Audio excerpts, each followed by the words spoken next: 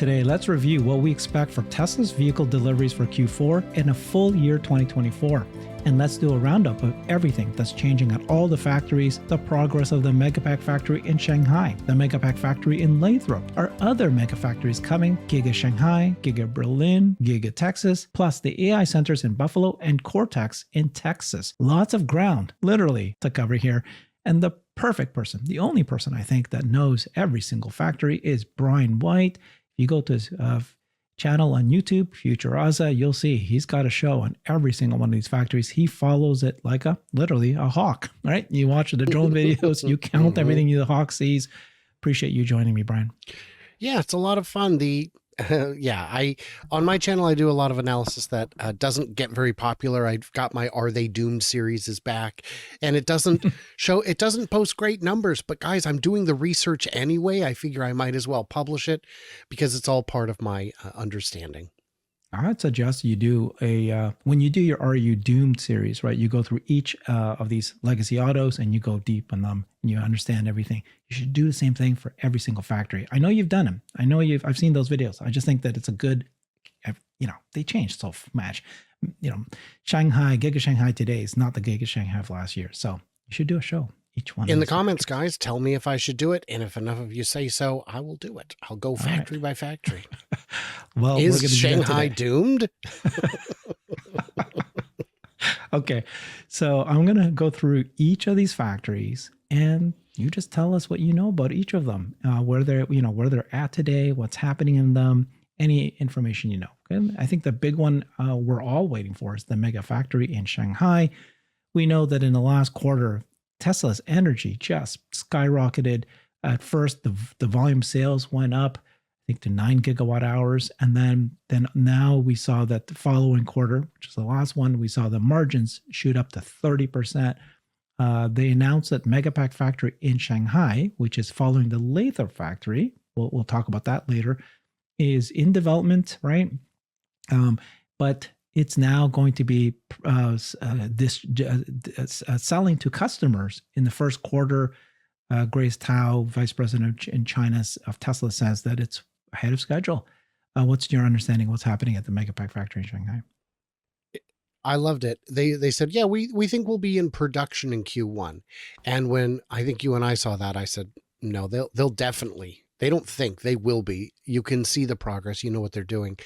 And then she did shift the language to first deliveries to customers will begin in Q1. And I'd say absolutely yes. They don't have enough room outside to store them before they ship. This is going to be huge. They know how to build a Megapack factory. They know how to ramp one. And then you add on top of that China efficiency. It's going to be huge, and it's going to be huge quickly. And for that matter, there's an LG battery factory that makes cells that are the type that are used in these products just at like a mile or two away. It's very close by, which fits exactly with Tesla's philosophy of getting your parts as close to home as you can.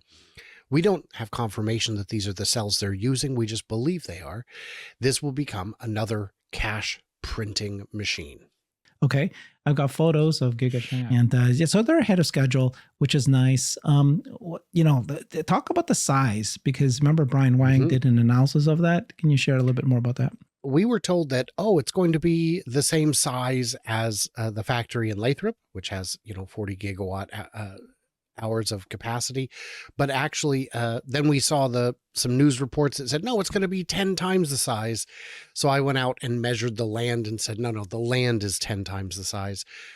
But even looking at the footprint, we believe, and I've seen Brian Wang's assessment, and I agree with it, it is maybe 2+ times the size of the Lathrop facility.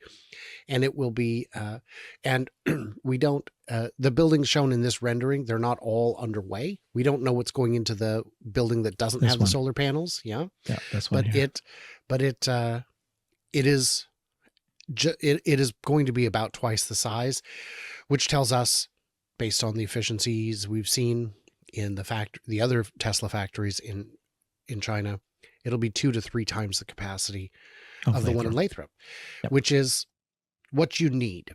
Now, these are very big and heavy. This could potentially only serve the China market, or the China market with minimal exports. Because if you think about it, this factory could fill an entire ship in a matter of weeks. So exporting items that ridiculously heavy They're could heavy. be challenging. They are Yeah. heavy. They're It's not going to happen. no. Well, it can. It's just more expensive, and it makes sense to localize as much as you can. They go Okay, well yeah. on trains. They don't go as well on trucks because they are absolutely oversized, overweight loads. So the Megapack factory in Lathrop, I think we heard, was already at scale at 40 gigawatt hours. Did I hear that right? So we're expecting Megapack factory in Shanghai at the minimum be the same 40 gigawatt hours, which is already massive, but it could actually be double that. So that's, I think, what Brian Wang, I did a show with him, and I know you did as well. Tell me about the Megapack factory in Lathrop. So it is at capacity-ish. I've talked with employees who have said that they are running full shifts, that there are no more shifts to be added. The gains that we may expect to see are ones of efficiency. And if there's one thing Tesla's good at, it's incremental efficiency improvements.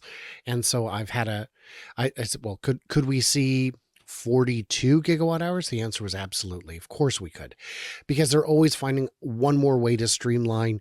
If you had a problem with this procedure, let's find a way to engineer that out of the process so that we no longer have it. Could Lathrop expand? Yes, but they would have to probably move or do a second facility. There's no room to expand in the industrial park where they already are, unless they had a non-connected space. The neighbors are already established; they're not moving.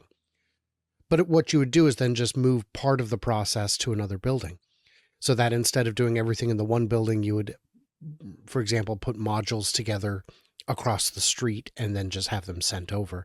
So they could increase, but they use LFP batteries, and LFP batteries typically come from China so far.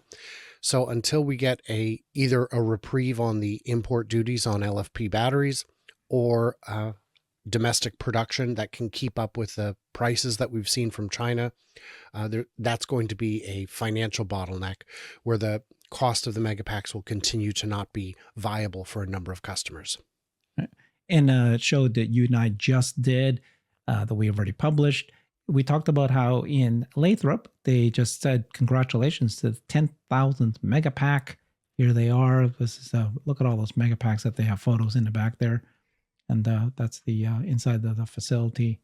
If you look at that picture you just had with that one, Uh-huh. the one before it with all the Megapacks in the background, understand that each one of these, we're talking like over $1 million.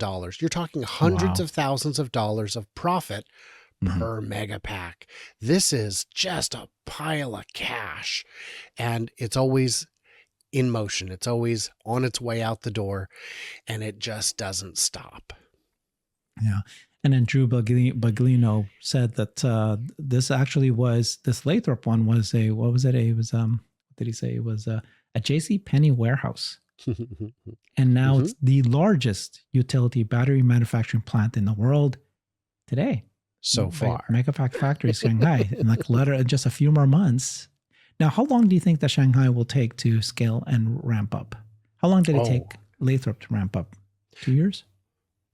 More like a year and a half. So they did their groundbreaking, and almost immediately you could see they were in production. You're like, well, that's really quick. Yeah, because, and you'd said this on the other show, it doesn't take a lot to build these buildings. You can kind of hermit crab into any space. You'd rather have custom space, but unlike auto manufacturing, it's not critical to your margins and your survival. In Shanghai, everything is greenfield these days. Nobody's going into older buildings, really, if you have any choice in the matter. So for this, with an auto plant, I need a huge foundation here for stamping or casting. Yeah, there's some stamping and casting, but it's not on the scale it would be with an auto plant. So it's very easy to just take any space, put your equipment in, and start producing. So I think Shanghai will begin ramping, of course, in Q1, and it will be, my assessment is, at least 80 to 90% ramped by the end of 2025. Okay, less than a year from now, it's going to be almost fully ramped. Okay, Brian, tell me about other Megapack factories. Can you make a guess? When are they going to announce the next one? Based on when did they announce Shanghai, based on Lathrop, and of course, that is like just getting started. Now that they've got this thing, cookie cutter, what do you think and where? So I think Tesla has shied away from that. When Shanghai was finished and fully ramped for autos, or well underway, they said, you know what, let's announce two more factories for autos, Austin and Berlin. And I think that didn't work out for them the way that they had hoped. I think they felt like they were a little stretched in terms of talent and ability to scale. Megapacks are much easier, but wherever they go, they're going to need battery supply. I've heard people suggest, well, India is their domestic battery manufacturing industry is maturing quickly. That would suggest that India would have enough capacity to bring these online. But India has a number of protectionist policies that may keep Tesla out. They don't want, they even announced BYD was looking to build a factory. They said, we're not going to deal with BYD. Really? Yeah, we're just not going to do it. So there's the biggest consideration is cell supply. People have said they should build one in Australia. Australia buys so much power. Yes, but if they built one in Australia, within 5 years, the market would be done. Australia is not that big of an energy market compared to the scale of a megafactory. So then it would need to be an export hub. They could do that, but they don't have the battery manufacturing there. So what you're looking for is a country. The biggest trick is you need to find a country that has either a ready supply of the batteries or the kind of free trade agreement it would take to get them moved in quickly. So I could see a Mexico megafactory, because Mexico has free trade agreements with all the Trans-Pacific partner countries, which would include China. And they could make megapacks that just don't come north of the border. Okay, let's move on. Giga Shanghai. What's Giga going on Shanghai. with? Yeah. What's going on is they're doing the changeover. They've got the process in place. They've started working on changing over Model Y to Juniper, and they're doing it behind the scenes. We've seen some models roll out. We've seen some trucks full of the cars. I still haven't seen if it has a light bar. They're doing very good work keeping that part under wraps. And we did see some spy shots that had so much blur in the background. It was, this poor fellow was thinking, I am going to get fired. And I think with the blurring, maybe it was all, naughty bits back there that weren't allowed to see. Yeah, you'd get fired for that for sure. But there's, Shanghai has the potential to see a small dip in production during the changeover, but we saw their dip in production for the changeover for the Model 3, and it was minimal.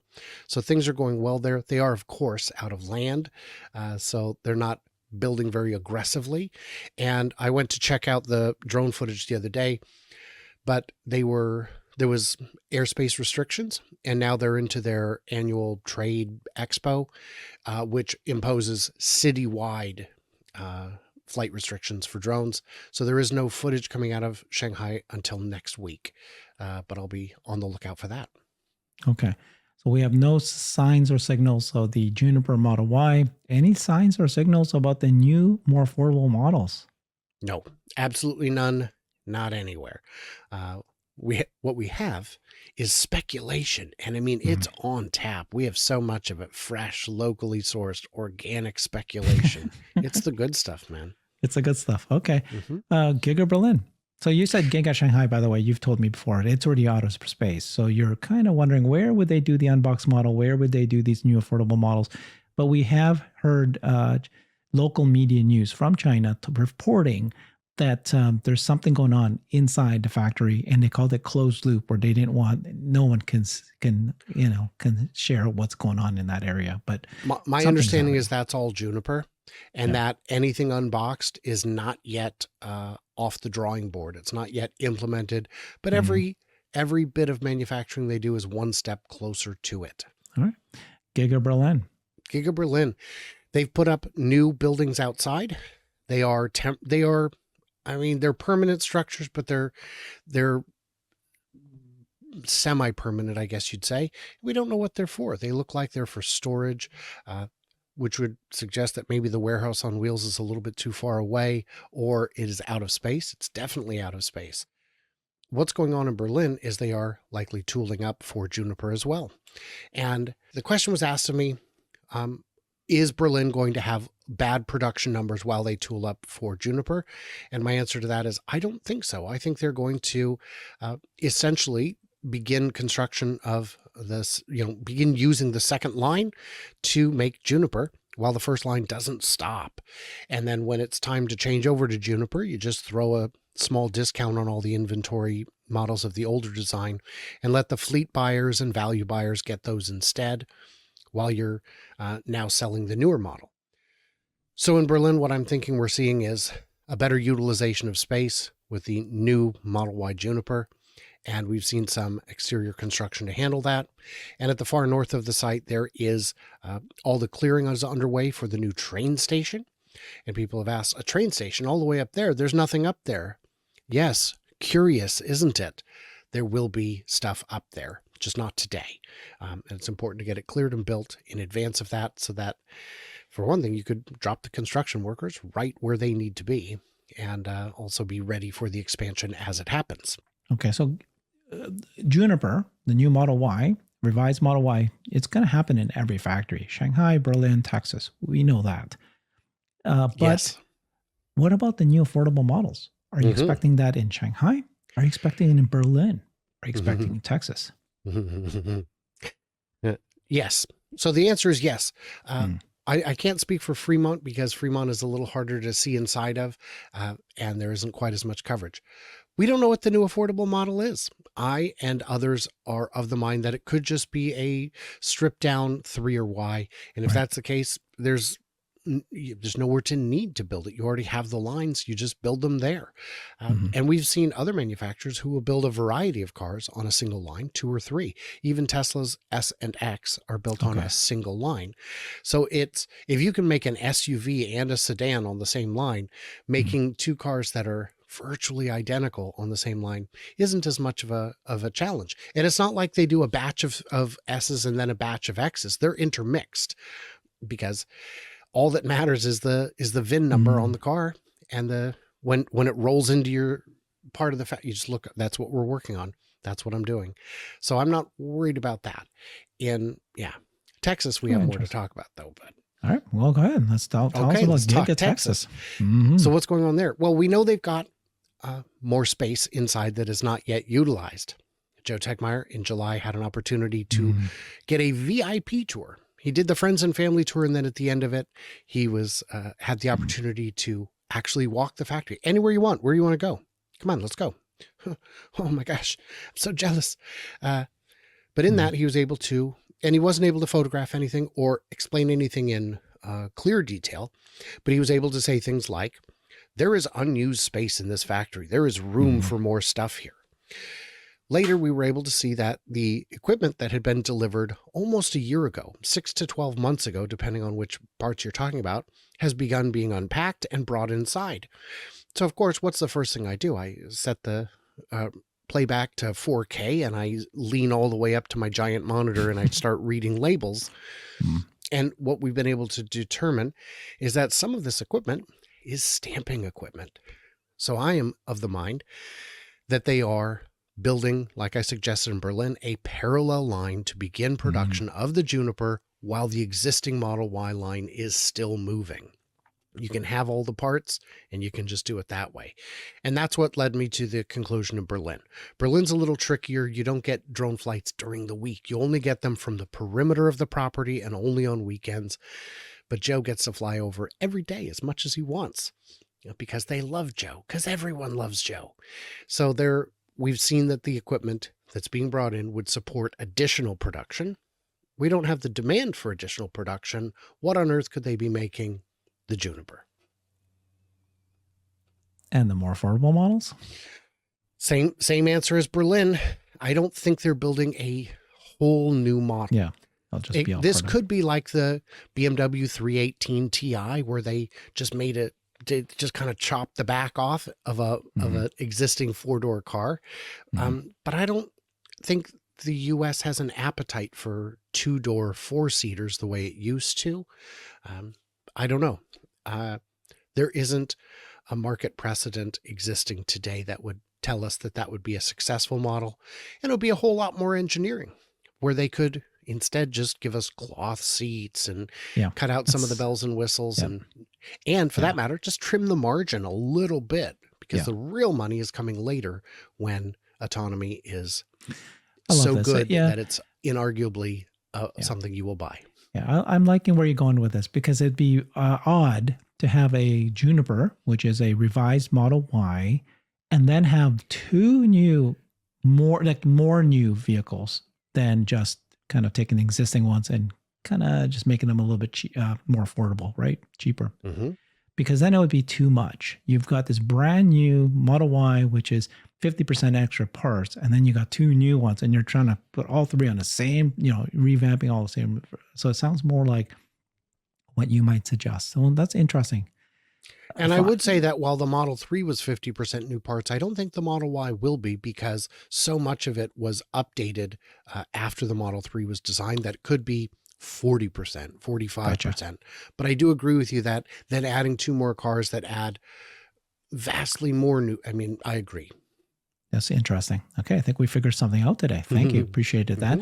So the final topic is the AI centers. There's one in Buffalo, there's one in Cortex in Texas, and of course there's the one in XAI's separate company, XAI, Elon Musk owned, in Memphis. And I've got videos of that. I'll play what it looks like in XAI. It's going to be different, of course, because Cortex in Texas deals with video data, but you get the idea of data centers, how fast they can put these up. 122 days for this one in the largest AI cluster in the world right now is actually in Memphis. Look at that. It's massive. This guy's part of Supermicro. They got to go in and do a video of XAI. But whatever you see here, this is an example of what they can do for Texas. Massive data center. What's your understanding of the AI centers in Buffalo and Cortex in Texas? So in Texas, by the way, the big news there is we have seen all of the cooling towers in motion.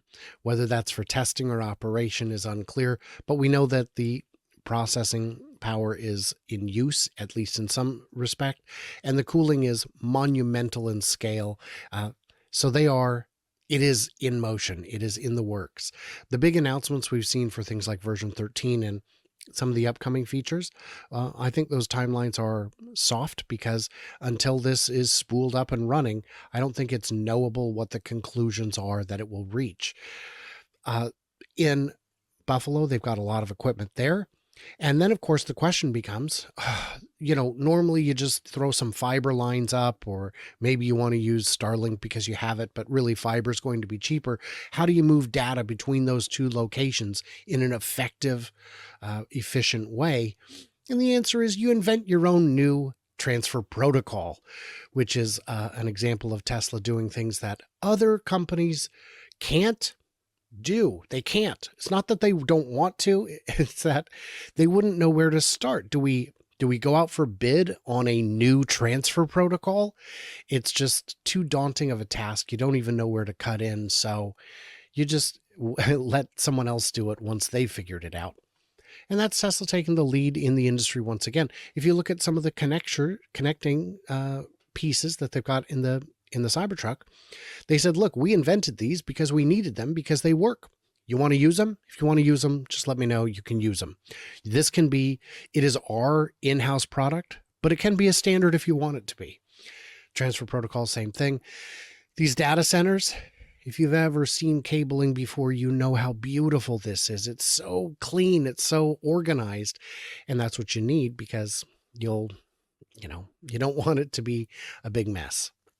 And so in Texas there, like I said, everything is switched on. There's no reason to believe that the cooling towers are not being used for their intended purpose.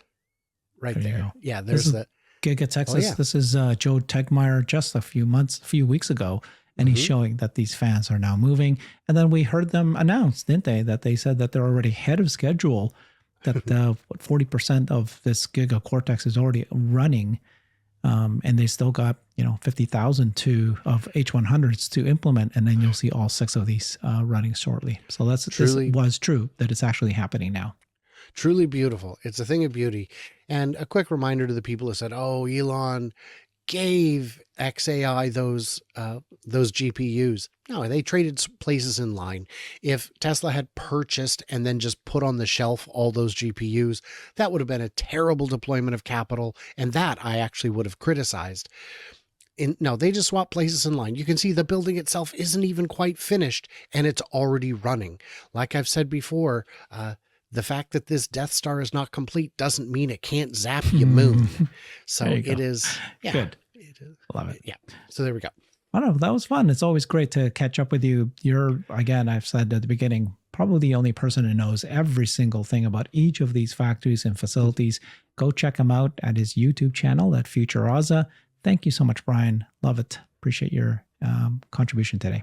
Thank you, everybody. I've created a website that is the most comprehensive resource for the Tesla investor. Please check it out. Simply go to my website at herbertong.com.